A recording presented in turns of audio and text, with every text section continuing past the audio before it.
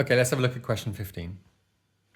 If you need some extra skills to be able to answer this question, the best places to go are watching the videos 38 and 39 on my channel on stationary points. Then make sure you have a go at the question before watching the answers and the solutions here. So in this question, we must show detailed reasoning. Whenever it says that, we must show every step in our workings. We shouldn't use a calculator to cut out various steps. For example, solving quadratics using a calculator, which we could do, but if it says detailed reasoning, we need to show all our steps. Or integrating using our calculator, which we could do, but we shouldn't if we need to show detailed reasoning. Now in this question is all about stationary points, so it's more likely to be to do with differentiation than integration, but we need to show all of our steps in the working.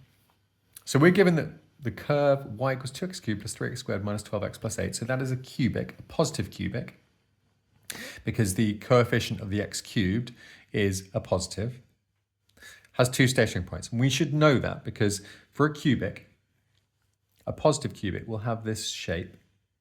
So we'll have a stationary point there, a maximum, and a stationary point there, a minimum, where the gradients of those points, so the gradient of the tangent at those points are 0. Part A, part 1. Show that one of the stationary points has coordinates 1, 1. When it says show that, it means we need to end with this solution. We cannot use this solution in the question. That would be verifying. If it said verify that one of the stationary points has coordinates 1, 1, we could substitute x is 1 into the gradient formula for this and show that it has a value of 0. And then we would have verified that this is a stationary point. But a show that question means we need to have this as our result of other workings getting this answer. So show that one of the stationary points has coordinates 1, 1. To find a stationary point, we need to find where the gradient is 0. So we need firstly the gradient function. So dy by dx. For this, 2x cubed differentiates to 6x squared. 3x squared differentiates to 6x. Minus 12x differentiates to negative 12. And 8 differentiates to nothing. So there's the gradient function. We want to find out when that is 6x squared plus 6x minus 12 equals 0. And like I said before, if we were verifying, we would just substitute 1 in and show that that was 0. But here we need to get 1 out as a result of working on this problem. So we need to solve this quadratic. And because it's detailed reasoning, we can't just substitute that into our calculator and let it answer it for us. We need to show our reasoning. So to solve this, I would divide both sides by 6 to make it simpler for me.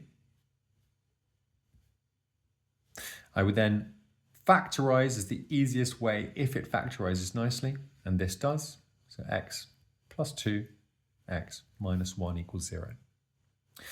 And because of this, I know that one of the values of x which work are x equals 1 is one of the solutions. And that's the one I'm interested in because I'm interested in showing that 1, 1 is a stationary point. So I've found the x coordinate, x is 1. I'm now going to use that to find the y coordinate. So the y coordinate is gained from this original cubic equation for y equals this. So I substitute 1 into that. So y equals 2 lots of 1 cubed plus 3 lots of 1 squared minus 12 lots of 1 plus 8. And that equals 2 plus 3 minus 12 plus 8 is 1. Therefore, so 3 dots, 1, 1 is a stationary point. So we have shown that that is true because that is our result of the work we did to find it. Determine the nature of this stationary point. So in a cubic, you will have usually a maximum and a minimum. So we need to decide whether this is a maximum or a minimum.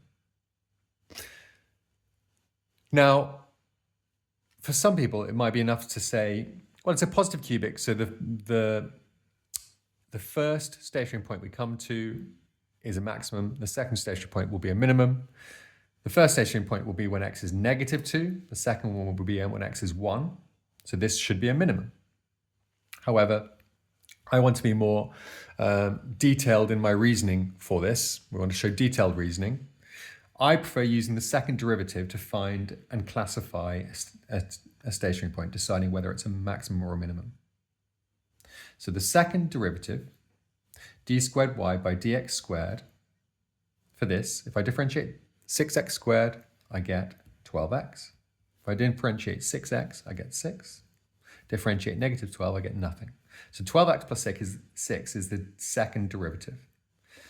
And the value of the second derivative at this specific point, so at 1, 1, the second derivative has a value of 12 lots of 1. I'm substituting in 1 for my x coordinate into this value of x, plus 6, and that's 18. 18 is greater than 0. If I have a second derivative which is positive, okay, so if it's greater than 0, then at that point the graph is bending up. So I know I have a shape sort of like this. So the graph at that stationary point is bending up.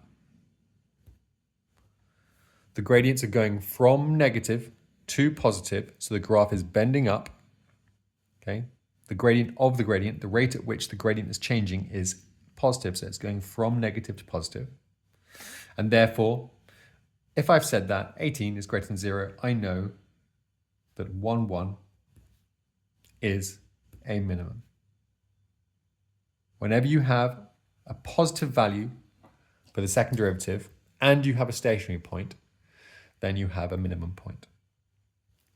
Conversely, if this were negative, then the graph would be bending down and you would have a maximum. Okay.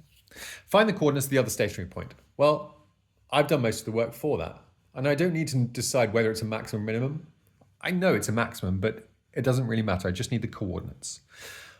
The work I've done for it is here. So I've already found one of the x coordinates, the other one. So I can just do this and state that x equals -2. So x is -2 gives us the other value of x where the gradient function is equal to 0. And if x is -2, I simply need to substitute that into my equation for y. So y is 2 lots of -2 cubed plus 3 lots of -2 squared minus 12 lots of -2 plus 8. And at this point, I could type that into my calculator. I'm just going to write out what it is. -2 cubed is -8, multiplied by 2 is -16. -2 squared is +4, multiplied by 3 is +12. -12 times multiplied by -2 is +24. Add 8, and that equals +28. So my coordinates are -2, 28. There we go.